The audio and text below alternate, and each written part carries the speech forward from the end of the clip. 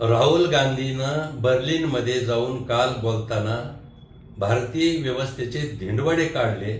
मला वाटतं खऱ्या अर्थाने हा आदर्श लोकशाहीचा आणि 140 कोट्यावधी जनतेचा अपमान आहे.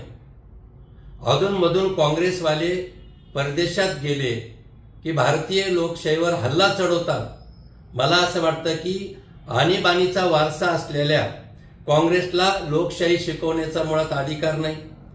भारताची लोकशाही परदेशी मंचावर ठरतच नाही तर मतदान केंद्रावर ठरते हे राहुल गांधीला माहीत नसावं का? भाषा धर्माच्या नावावर फूट पाडण्याचं काम नेहमीच या काँग्रेसनं या देशात केलेलं आहे आणि त्यांनी आम्हाला ज्ञान शिकवू नये.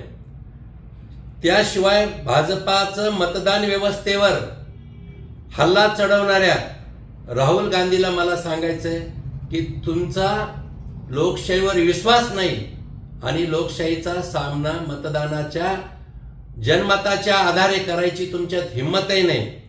मला असं वाटतं की राहुल गांधी बालिश राजकारण करतात. भारतीय लोकशाहीचं त्यांना काही देणं घेणं नाही आणि म्हणून त्यांनी खऱ्या अर्थाने काल बर्लिनमध्ये जाऊन भारतीय व्यवस्थेवर टीका करणं हा खऱ्या अर्थाने अपमान आहे.